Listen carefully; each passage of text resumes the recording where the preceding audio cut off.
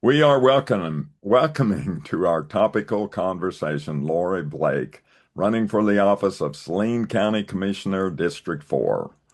We appreciate you taking the time to educate voters. Lori will make an opening statement, then answer questions prepared in advance. Lori, go ahead with your opening statement. Okay, thank you, Keith. I so appreciate this opportunity for people who are interested in learning a little bit more about me and why I ran for county commission to taking the time to listen. I think that one of the most important things we can do in democracy is educate ourselves about the candidates who are representing us at whatever level. So I am a Saline County lifetime resident, minus about 5 years where I lived out of the county for college and out of the state when my parents moved when we were very young. But this is home, and my husband, Keith, and I have a business in this area, Kansas. We're parents of three children who are all graduates of Southeast of Saline and off into the world figuring themselves out, which is pretty wonderful. But we chose to stay home and make this community our place because we love the people here. We love the deeply valued of deep relationships and roots that come from long histories of living and doing life together. I've been a lifetime member at Trinity United Methodist Church, where I work very part-time as the treasurer. But my whole career really has been spirit-led, and some of you may know that I ran for the House of Representatives 2 years ago and got defeated by a small margin and tried to discern, okay, what's next? And because I had time on my hands and was just really seeking, I got involved with a couple of local nonprofit organizations. Human services is what I've done my whole life professionally, but I got involved with the Boys and Girls Club of Salina to launch their first program here that started in January. And then I got involved with Core Community, which is a poverty reduction program similar to Circles of the Heartland, and our community needs some support for families to get out of poverty. So those two things were really important to me. And so when people kept saying, "Are you going to run again?" I didn't feel like leaving was the thing I was supposed to be doing. And so when Jim Weiss let me know that he was not going to file, and then as of May 14th, nobody had filed for that position, it felt like the thing I was maybe supposed to do. So I did file. Throughout my career, I've learned that county government impacts our daily life in a way that most citizens don't recognize. I paired that experience of that county work through my work as executive director at Child Advocacy and Parenting Services. We worked with community corrections, with the sheriff's department and the health department very closely, which are all three county organizations, and pairing that with my experience of 13 years as a school board member at Southeast of Saline. Governance is something that has become a passion of mine, and doing that well, representing our community. And so really, I know that there's work to be done around the Expo Center. There's work to be done with the health department getting launched into a new location, and just maintaining services at a level that supports our citizens is something that's really important to me.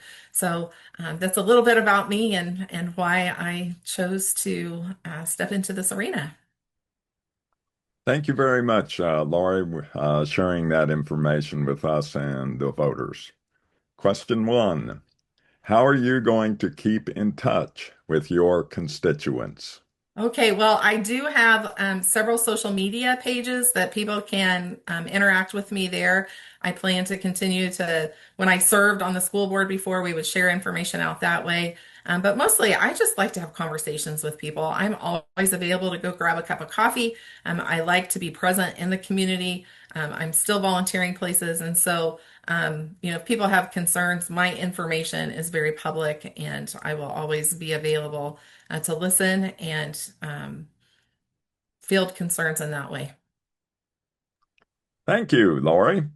Question two. How will you work to bring people together? I will work very hard to just listen. I have learned in my years of service that we have more in common with each other than we have differences. And I think while I use social media as a communication tool, I think that that has allowed us to form silos and cut people out of our lives that think differently than we do. When we get upset with somebody, it's real easy to unfriend them on Facebook. But the reality is, when we live in a community and a small place like Saline County, we're going to be shoulders with people and we're going to run into them. And I never want to put myself in a position where I can't be in relationship with people because that's the foundation of trust. It's the foundation of who I am. And so I will just continue to work to listen and to focus on the things that we have in common as opposed to the things that are dividing us. Thank you, Lori. Appreciate the information. Question 3. What strengths do you bring to this office? Well, I do think being a lifetime resident of the community gives me perspective. But because of the leadership roles that I've had working for Choices Network and Child Advocacy and Parenting Services, I have a lot of deep relationships across the community already. The collaboration is what Saline County is known for across the state, believe it or not. And so, because of the work with school board and those things, I've learned what it means to practice good governance and that my authority as a county commissioner will be at the table, that I have no authority away from that table to do anything but listen and gather information and make the best decision possible with the information that we have at that time. Again, thank you. Question 4. What do you feel is a number one issue for your office? Well, I continue to hear that property taxes are something that people are greatly concerned with. And I heard that when I was running for office at the House level. Really, it lies within our local offices is really who's controlling our property taxes and raising our property taxes. The state really doesn't have anything to do with that. So I think looking at that balance between what do we need in our community and what are we spending those resources on?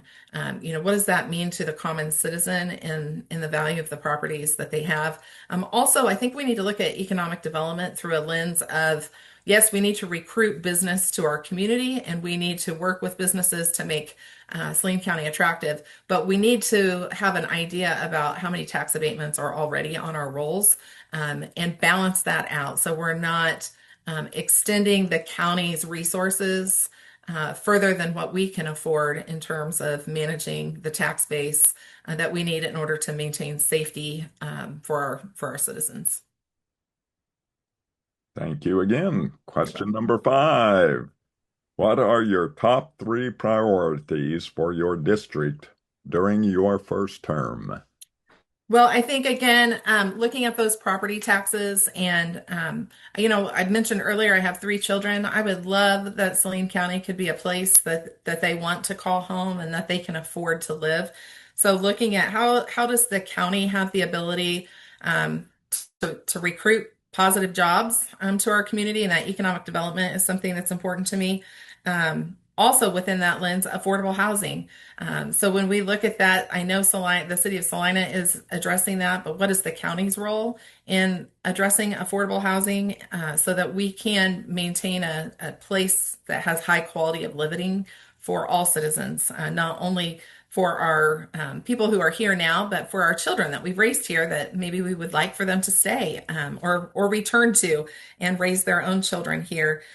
So those 2 things are at the top of my list. And I did mention earlier the Expo Center is something that has been an issue for the county for many years. And so I think that's something that's going to have to be addressed in terms of what can the county afford to do? What does the county need? What opportunities are we missing out on by having a landlocked facility in the middle of a city as opposed to, we have some land outside of the county. We need to be looking at what resources are available and how we might be able to be creative in utilizing those resources.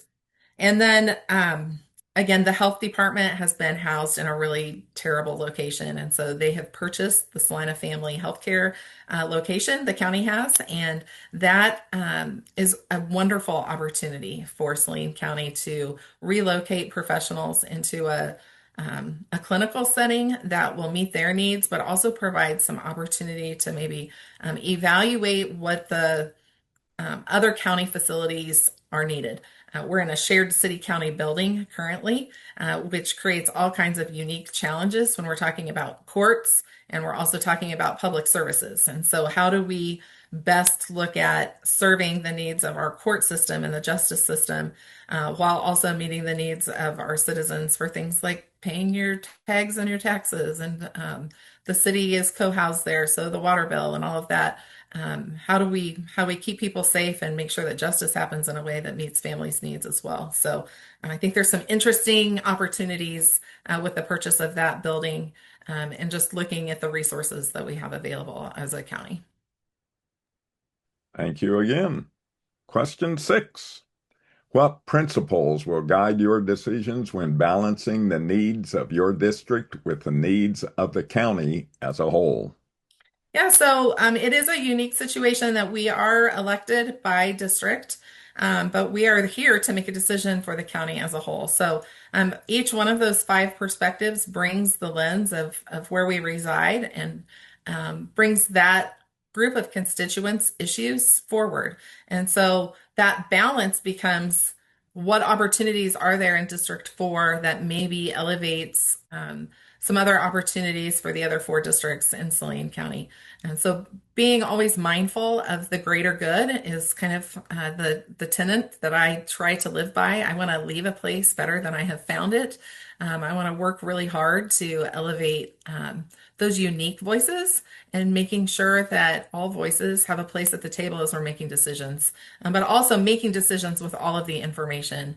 And so not just blindly walking into something, but really studying the opportunities and making sure that we're not setting up a situation that the county can't sustain whatever program or initiative that we're stepping into. I know that community corrections has some funding challenges from the state right now that's based upon prosecutions that are taking place in our courtrooms. And so looking at that and holding our elected officials accountable to the jobs they've been elected to do, I think also is a balancing act that we are called to do as county commissioners because each office or department has implications for the budget as a whole, and that is the primary responsibility of the county commission is to establish that budget and then implement it to the best of our ability.